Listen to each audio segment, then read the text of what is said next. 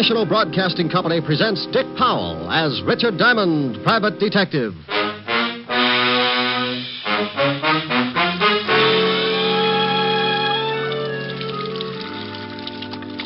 E-A-O-E. E-A-O-E-A.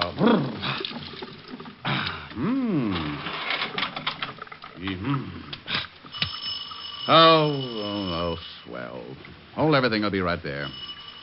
Okay, just let me get a robe on. Coming. Yes. Yes,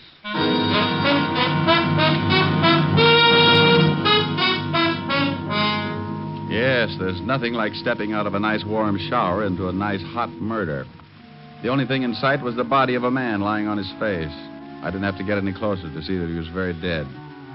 Then I heard someone running down the front steps and out into the street, so, still being the kind of guy who's always interested in seeing what a killer looks like, I went down the stairs and out into the street. I landed on the sidewalk just as the sedan pulled away from the curb and dove into a hole in the traffic. I only had time to see that there were two people in it. Didn't even get a chance at the license. Well, a white terry cloth robe can be a little conspicuous at 11 o'clock in the morning on East 51st Street, right off Madison. So I shuffled back up the stairs, put in a call for Lieutenant Walter Levinson, 5th Precinct, homicide. But it seems as if I was a little late. A neighbor on the way down the hall had stumbled on the dead one in front of my doorway. Now, generally, a body in front of my door would be left alone to sober up. But this one seemed to be bleeding, so just as a precaution, the neighbor had called the police. All I could do was just stand around and wait for them. Wouldn't you know it, Otis? Wouldn't you know it? Finally got to be right in his own building. Yeah, Lieutenant, and she said it was right in front of his own door. That's around this corner. What'd you say the name of the woman was who turned in the alarm? Myrtle Tibbles, the apartment next to his. That's right, Otis, and she's a big snoop. Huh? I heard that. What's that? Myrtle Tibbles. Now listen, Rick. If you've got any questions, officer. Ask me no questions, I'll tell you Oh, no... shut up. Otis, go question her. Me? Yes, you. Go ahead. I know plenty I can tell you about that Mr. Diamond there. Lady, I know everything you're going to say, and a lot more. Oh? Then come in, Captain. Hey, did you hear that, Lieutenant? Get in there, Sergeant, and question the big lady. Yes, sir. Snoop, eh? Well, Rick? Well, Rick, what kind of a bit is that? I suppose you're going to tell me you had nothing to do with this killing. Walt, I was in taking a shower when this gentleman decided to get himself shot in front of my door. I was singing, too. Would you like to hear what I was... No, Hey, wait a minute. If you were in taking a shower, how did you know he was getting himself shot? He rang the doorbell first. Oh, sure. He wanted to let you know there was going to be a murder. Listen, Blubbermouth, I was taking a shower. I stopped taking a shower. The doorbell rang. I went to the door. I opened the door. Dead man. I ran down into the street after the killers. What about the shots? I didn't hear any. Must have used a silencer. Well, you say you ran after the killers. Was there more than one? Two. I don't know who pulled the railroad trigger, but I chased two people down into the street. Did you recognize them? No, they didn't leave any calling cards. Descriptions. Man and woman. Now, that's helpful. License number? Too fast. Got lost in traffic. In other words, all you noticed about them was a little less than nothing. I'm surprised you didn't forget and leave your head hanging in the shower. Yeah. Oh, now, by George, Lieutenant, that was a real dandy, that was. Oh, cut it out, Rick. Come on, let's take a look at the corpse. Well, have you forgotten? You just sent it in to question Myrtle Tibbles. Not Otis, I mean this one. You better be specific. I've known a lot of coroners to get pretty confused when Otis was covering a homicide. Some kind of a messenger. Yeah, band on his cap says Speed Messenger Service. Here's his receipt book. Only one entry. Richard Diamond, Apartment E, 53 East 51st Street. Nothing else. Would you want any more? I'm honored. Now, what the devil could he have been delivering? The reason he got shot, probably. Huh? Yeah, Myrtle. Lieutenant. Yes, Sergeant. Go ahead and ask him, Otis. Oh, no. Yeah, young love. Myrtle, Miss Tibbles wants to know if it's all right if I stay for lunch. Why, I think that would be real nice, Sergeant. How long do you think it will take? How long, Myrtle? Not long. Well, that's fine. But before you sit down and start feeding that fat face of yours, what would you suggest we do about this body in the hall? Well, I'll tell you, Lieutenant. Otis! Yeah, Lieutenant. Get out here. Coming, Lieutenant. Thanks anyway, Myrtle. Well, Where to, Lieutenant? Oh. How about the speed messenger service? Right. Just as soon as the coroner and the boys get here and take over. You want to come along, Rick? Well, sure. The dead man was trying to deliver something to me. I'd like to know what was important enough to get him shot. Sure, let's get going. Diamond, don't you think you ought to change that robe? Walt. Yeah, I know, but what are you going to do? Oh, gee, I only made a suggestion. You don't have to get sore. Oh, we're not, Sergeant. He can wear the robe for all I care. I only... Thank you, Sergeant. I don't give a darn if he looks silly. Otis. Just because I make a suggestion. Sergeant. Yeah? Will you do me a favor? Well, sure, Lieutenant. Shut up! So while Walt tore Otis to pieces, I did a quick change. And when the coroner arrived, we climbed aboard the squad car and headed for the main office of Speed Messenger Service. While Walt was getting the address from headquarters in the car radio, Otis sneaked on the siren. So in less than 10 minutes, we pulled up in front of a building at 31st and West End Avenue and barged in. You on duty here, miss? Yeah. Trouble? What makes you think there's trouble? When a cop car pulls up in front and you two jump in here like a couple of bill collectors, it figures. Trouble, see? A woman's intuition. Wonderful, simply wonderful. Tell me, dear, did your service send a messenger over to 53 East 51st Street, apartment E? About an hour ago. Why? What was he supposed to deliver? I don't know. I don't remember that good, see? Oh, well, try. I don't get this. What's wrong anyway? Well, dearie, your messenger ain't anymore. Yeah, shot to death. What? Now try to remember what it was Oh, Mr. Cartwright. Hey, Mr. Cartwright. Well, let her get Cartwright, Walt. Maybe he can tell us something. Yes? Now, what in the Oh, world? Mr. Cartwright, Johnny, he's dead. He's Dead? Those are police officers, see? They said he was shot to death. Now, just be calm. Let me get this straight. But I told you, see, it's Johnny. All right. Now go in the back. Get a drink of water or something. Yes, sir, but I just can't believe that it's... I am Mr. Cartwright, gentlemen. Well, that's nice. Are you in charge here? I am the manager. Now, what is this about one of our messengers being dead? That's right. You any idea what he was delivering to 53 East 51st this morning? Well, why, no, but it should be in our record book. You'll have to forgive Miss Ogilvy. She gets very emotional. Does she? Well, let's see the record book. Oh, it's right here. Here you are. Now, let's see. There. It was the first delivery this morning, as you can see. 53... We'd like to know just what he was delivering. Oh, well, I really couldn't say. I don't even remember what the item looked like. Well, who sent it? Yes, that I can help you with. Here it is. Last name Clark, first name Paddy. In other words, a man named Paddy Clark. No. Yes, odd first name, isn't it? Mean anything to you, Rick? No, something. It's a little vague. Name seems familiar, that's all. How about you? I don't get a thing from it. Any return address? No, just his name with instructions to deliver it to a Mr. Diamond at this address. Well, don't you remember whether it was a package or a crate of bananas? We get so many things in here to be sent out. Lieutenant, Yes, Otis, what do you want? 201 over on East 48. Thought you might like to know. You better take off, Walt. 201's your department. Fine. 2 homicides in one morning. I'll finish checking here and go over to my office. You can get in touch with me there. Okay. Come on, Otis, let's go. Lieutenant. Yeah, you can use the siren. My, you officers certainly are busy, aren't you? Yes, we officers sure are. Now, how'd you like to trot out that girl again? Maybe she's calmed down a bit. Oh, certainly. Feel any better, Miss Ogilvy? Oh, yes, sir, much better. This gentleman would like to ask you a few more questions. Oh, the good-looking one? Oh, sure. If you're through with me, officer, I have some You work- go right ahead. Go on. We'll get along all right alone. Won't be beautiful. Honest, dearie, I can't help you a bit. I don't know nothing. Oh, sure you do. Weren't you here when this Paddy Clark came in? Honest, I don't remember, but... Gee, you got the most... But you do remember what the messenger was supposed to deliver, don't you? Hmm? Well, what was in it, I don't. It was just a thick envelope, white with... Listen, honey, I'd like Anything to... unusual about the envelope? I wish I could remember for you, but I really can't.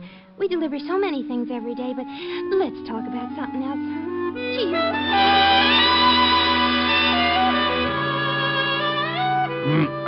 Well, after all, there was no reason in the world why she should remember one particular envelope, so, making like a good cop for Walt's sake, I scribbled down her name and address. Then headed for my office at the corner of 51st and Broadway.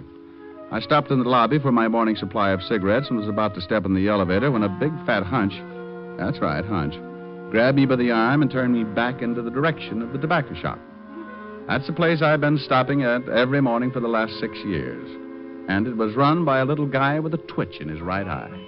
A little twitch and a last name Clark. And a first name Paddy. Back for something else, Mr. Diamond? Yeah, Max. Where's Paddy? Oh, he called up the other day and says he was going out of town for a couple of days or so. Oh, is that it? I've missed him the last couple of mornings. Well, you know, he got 3 stands to look after. Yeah, that's right. Say, tell me, where's Paddy live? You want to see him? Mm-hmm. Got a little business deal I want to talk over with him. Oh, sure. You know Paddy. Anything to make a buck. Here. Here's his address. Read it? Oh, fine, yeah. He got a phone? Yeah. It's Skylar 49970. There. Thanks, Max. One of these days I may even buy a cigar from you. Funny how things like that can happen sometimes. The name of Paddy Clark had seemed familiar, but I couldn't place it. Only because I'd been doing business with him every day for 6 years and didn't think to look that close. I grabbed the elevator, went upstairs to my office, and put in a call to Mr. Clark. Yeah? Paddy? Who wants him? Oh, no. Rick. Hello, Walter. What's new? You know perfectly well what's new. What do you think I'm doing over here? Well, now, let me guess. Riddle homicide? You knew that's why I come over here in the... Now, wait a minute. Yes, Lieutenant. How did you get this phone number? Paddy Clark dead? The deadest. Now, how'd you get the number? I, looked in the book. It's not in the book. It's a hall phone listed under the apartment name. I asked my Ouija board. Pow. Okay, Groucho. Paddy Clark owns a cigar store in my building. Well, why under the sun didn't you tell me that in the first place? You said you didn't know him. I said the name was vaguely familiar. All right. How was Paddy killed? Shot. Coroner's on his way. Look, I'm not far from your office. I'll be over as soon as he gets here. I'll have a candle in the window. Bye. To the happy people. Oops. Something wrong? Oh, no. Come in. Just filling my lighter.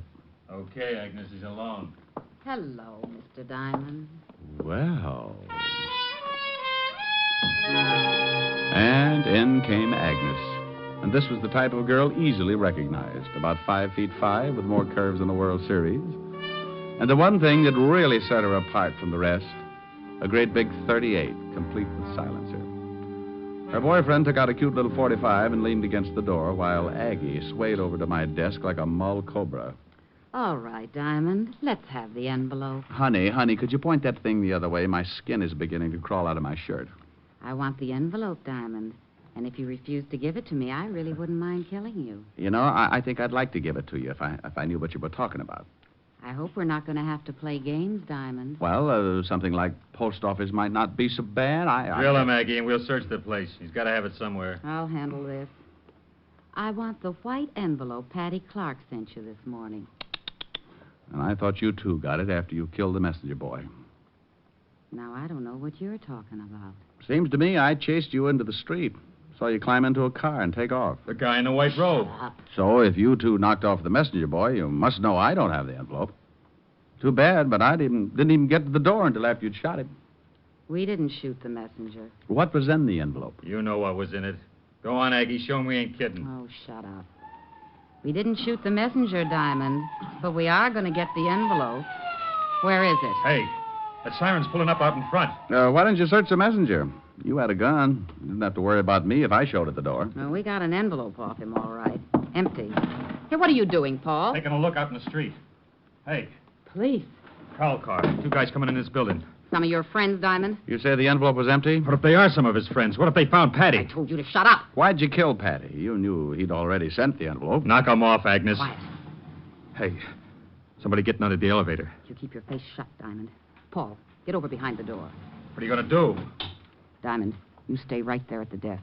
Say one wrong thing, and you and a couple of more get dead. My. Hello, Rick. I got over here just... Good night, Lieutenant. Good night. Good night. Oh, what you mean is good afternoon. Ooh. Believe me, Walt, I meant good night.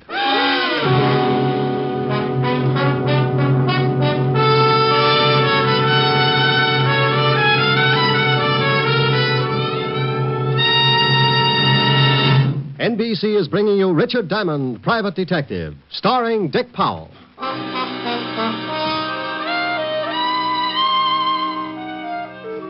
Yes, dear sweet little Agnes had slipped out from behind the door and let Walt have it right behind the ear. He went down like a 16-pound shot in an elevator shaft. Then Aggie and her playmate started backing off. They opened the door, and Aggie, darling, pointed the business end of the silencer about halfway up my hand-painted tie. Whether or not she would have shot is anybody's guess. But along about that time, a very dear old friend stepped up behind her. Drop it, lady. The other cop. You can drop yours too, Sonny. Oh, Otis, bless your little pointed head. You fool. Why didn't you look first? Well, I forgot. Forgot. Okay, over against the wall. Keep your hands up high. Hey, how's the lieutenant? Oh, he'll come around. Walt. Oh, Walty. Which one let him have it? Agnes. The dame? The other one's named Paul. Come on, Walt. Oh. Oh, come on, Walt. It's spring again. You know, birds and bees and all that sort of rot. Ah, that's a good boy. Now, try and sit up. Oh, my head. What happened? What happened? Oh, no. Walt, you've been crowned queen of the 5th Precinct. Who did it? No, don't look at Otis. He's been reading his Tom Swift, Rived in the Nick. Look, there. Huh? Them? Them. And Otis? Saved the day. What did he do? Wander in without his collar and scare them to death? Agnes, she's the one with the sweater. Agnes crowned you. Look, where did these two figure, huh? Oh, they're the pair who ran out of the building after the messenger was killed. Put the cuffs on them, Otis. Yes, sir. Okay, you put out your right and you put out your left. And I'll be in Sing Sing before you. And I'll be in... too. Get him. Now bring him over here. Go on, lady. Okay. Keep your hands to yourself. Here's the artillery, Lieutenant. 38 special with a silencer. This 45 auto. Silencer, that's enough to book him in itself. All right. You kill the messenger? No. How about Paddy Clark? We don't know who you mean. They know. That's your story. Well, we'll take him down and book him. Happy now, Rick? No. I want to know who has the envelope and what's in it. Envelope? Yeah. The girl at the messenger service finally remembered. Come on, let's take these two down to headquarters.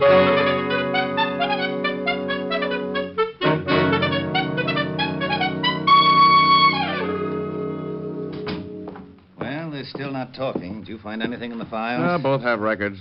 Guy's Paul Barrows. Agnes is his wife. One conviction apiece, May 1938, suspicion of passing counterfeit money. Uh-huh. Convicted, did time, parole. Oh, you got a fresh address on them? They've been living in Flatbush. Otis went over with some of the boys to check. Good. And here's some fancy news. Just yesterday, the FBI started watching all of Paddy's cigar stores as possible fences for phony money. Yeah? Well, then it ties. Come on, I want to take a look at Paddy Clark's room.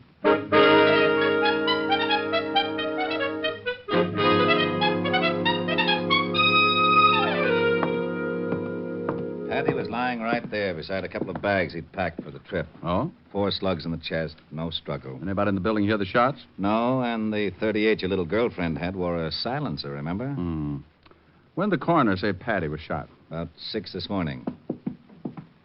What's that? Oh, a little address book. Paddy must have used the speed messenger service more than once. Look, see here?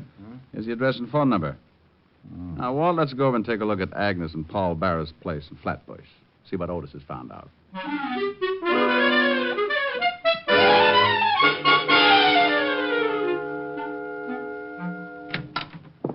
Oh, hi, Lieutenant. Hello, Detective. Well, thanks, Otis. You drop your watch? Turn up anything? No, nothing much. What do you mean by nothing much? Well, nothing. That's what I was afraid of. Hey, is there an address book around here anywhere? Over by the phone. Why? Just getting my jollies, Otis. Love to look at new numbers. Now, see if Speed Messenger Service is listed. Yeah? Yeah, right here on the back page. Walt, Yeah? Paddy was killed at 6 this morning, huh? Right. 6 this morning. You know, I wonder when he gave the messenger service that envelope. You know, the one addressed to me? Well, the place wouldn't have been open at 6 this morning, so it must have been sometime yesterday. That's right. And back in his room, his bags were all packed. Well, I think he wanted to make sure he'd be out of town before I got that envelope. I'm way ahead of... Hello, Henderson? Levinson. Find any plane or train reservations for Paddy Clark? Well, if you didn't, I'll show you where I keep that bottle of lighter Yes. fluid in my office. Does that include me too, Diamond? There's only one bottle, Otis. Rick, Paddy had tickets for a plane to California and then a boat to the Philippines. Walt, I'll lay you even money that Agnes and that Paul character didn't knock off the messenger or Paddy Clark. What? All they wanted was that envelope. Envelope? That's why they came after me, and Paddy didn't have it. No? Then who has? Otis, stop sneaking up. Now, Rick, what about the counterfeiting angle? Otis, go over and check on the speed messenger service. See if anybody could have pilfered that envelope and put another in its place or something. And be sure to call me. Why don't we do that? On account of we're going back to the precinct and talk to Agnes Barrows.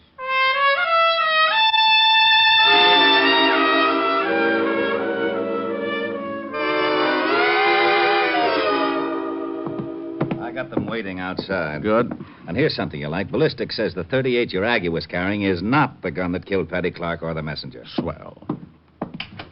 Okay, show them in. Hello, Aggie, darling. I'm sorry I didn't shoot a hole in your head. Isn't she a doll? What do you want out of us? We ain't got nothing to say. We'll see. Now, we know that Paddy Clark was fencing counterfeit money for you two. Now, ain't that peachy? Walt, get the phone. Yeah. Hello? Lieutenant, I'm down to Speed Messenger Service. Well, congratulations, Otis. We thought you'd get lost. Walt, let me talk to him. Sure. Otis? Yeah? Mr. Cartwright there where I can talk to him? He's right here. He isn't? Yeah. No. He's right here. Well, if Cartwright isn't there, put the girl on. Cartwright is here. He's standing right next to me. She isn't? She? No, he. Cartwright's a he. Can't you get anything straight? They've skipped? Huh? Whole place cleaned out? No, there's plenty of people. Oh, now, wait a Hold the phone minute. a second. They've skipped, Don't you Walt. understand I'll what pull out I a said? general. I said- Skipped? Why, those dirty... Oh, shut up. Didn't you hear? Didn't you hear what he said? They skipped. How do you know? You're going to take his word? Henderson, put out a general on Cartwright and his girlfriend. That dirty, no-good, double-crossing Cartwright. Look, kiddies, that guy's framed you two from the very first. Why don't you talk? The state will make it easier for you. Agnes? I don't know. Sure, tell him. We've been getting the runaround ever since he got us in this deal. Hello? Okay. Hey. Okay. Hold it, Otis. But, I said hold it. Go on, Agnes. Well, I don't know whether Cartwright killed him or not, but Paul and me sure didn't. What about that envelope that Paddy Clark sent to me? What was in it? Counterfeit dough. Some of the stuff we made with Cartwright. Why send it to me? Oh, because Paddy got sore at Cartwright and wanted to blow the racket wide open. He was crazy to send it through the speed messenger service. Sure he was. Yeah, I think I get it now. When Cartwright found it out, he killed the messenger and had you two there just to make it look like you'd done it. Sure, the lousies. Otis. Hey, listen, how long can a guy hold the phone? Otis. You want to be a hero? Huh? How close is Cartwright standing to you at this minute? He's about a foot away. Well, just reach out and slap the cuffs on him. Really? Yeah, and something else, Otis. What? You may use the siren all the way home.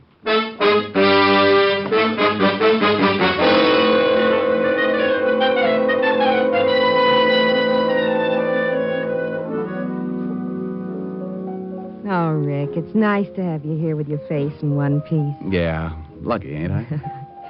That's pretty. Why don't you sing it? Well, Oh, no. let me get it. It's got to be Walt. Yeah? Rick, I just wanted to let you know that Cartwright was behind the whole setup. Printed the stuff right down the basement of the Speed Messenger service. Rick? Harold Abernacher speaking. Owner of the largest hog ranch outside of Little Rock. You don't say. Sure did. What's the matter? You need an ear horn or something? Rick, so help me if you don't stop this. Our name's Harold, Bud. Harold. That's it. That's my name. Now, you just hang on and let you mash your molars with the missus. I don't want to mash my molars with a missus. I want to She talk talks to you. louder than I do. Used to call the hogs herself, you know. Lulabelle? Lula Bell. Howdy. Having trouble with your hearing, huh? Now, Helen, listen. Calling me Harold? No, friend. My name's Lulu Bell. Maybe you got the same trouble like my Uncle Zeke. Used to stick a plug of tobacco in his ear overnight and always forgot it. Oh, my gosh. Yeah, we thought he's plumb deaf till I started calling the hogs and it shook the tobacco loose. Now, you just relax and I'll unplug you. Oh, this is ridiculous. Work for Uncle Zeke. Hold on to your teeth. Find any loose tobacco? He hung up. Give me the phone. Good old Walt. I'll drive him out of his mind. 5th Precinct, Lieutenant Levinson. What? Oh, no. Now, you listen to Well, me. don't get loud with me, Grouchy. I just called up to find out what happened on the case. Huh? Now, look, I just Well, told if you don't want to tell me, okay, be a sorehead. I'm not going through that apple knocker routine again. What are you talking about? Lula Bell called Otis all the way in from a stakeout in Flatbush. Look, I don't know what you're talking about. If you don't want to keep me in on the nose, just forget it. Gosh, What's the matter now? maybe I did have the wrong number.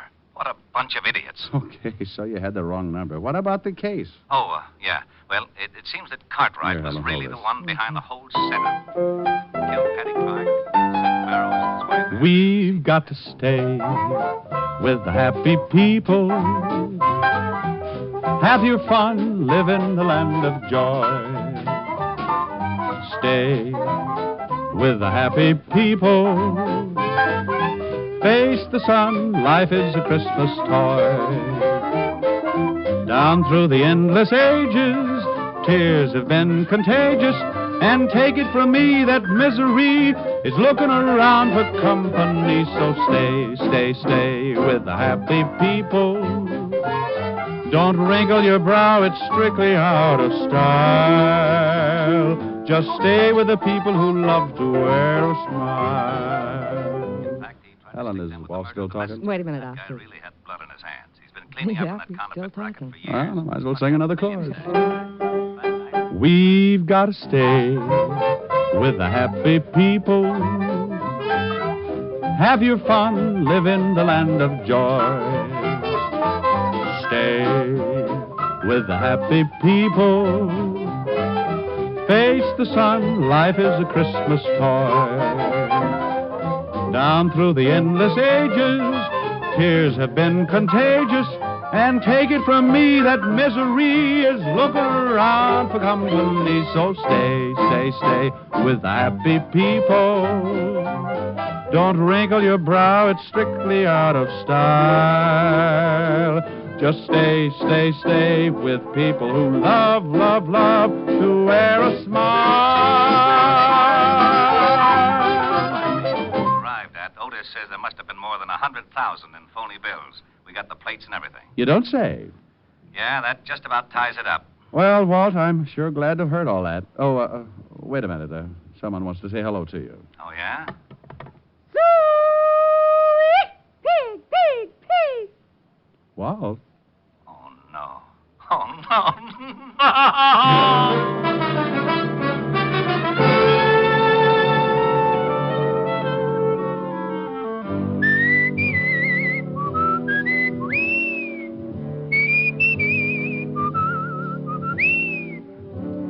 You have just heard Richard Diamond, Private Detective, starring Dick Powell. Lieutenant Levinson was played by Ed Begley. Also in the cast were Virginia Del Valle, Wilms Herbert, Lucille Meredith, Michael Ann Barrett, Carlton Young, and Frank Gerstle. Music was under the direction of Frank Worth. Tonight's show was written by Blake Edwards, and the entire production was under the direction of Jack Johnstone. Dick Powell currently may be seen in the motion picture version of the best-selling novel, Mrs. Mike. There's more thrill-packed listening for you throughout the week when NBC presents other great adventure mystery dramas. Night Beat and Dangerous Assignment are two action-filled shows you'll want to make a steady date with every Monday night over most of these NBC stations. Yes, on Monday, travel the Night Beat of the Chicago Star with newsman Randy Stone. There's poignant adventure as Randy searches the city at night for an unusual and intriguing story. Also on Monday, join Brian Donlevy in Dangerous Assignment. As Steve Mitchell, soldier of fortune, Donlevy journeys to the corners of the earth in search of adventure, fortune, and fair play. Yes, now on Monday, hear two great adventure mystery programs, Night Beat and Dangerous Assignment, on NBC. This is Eddie King inviting you to be with us next Wednesday at this same time, when we will again bring you Dick Powell as Richard Diamond, Private Detective.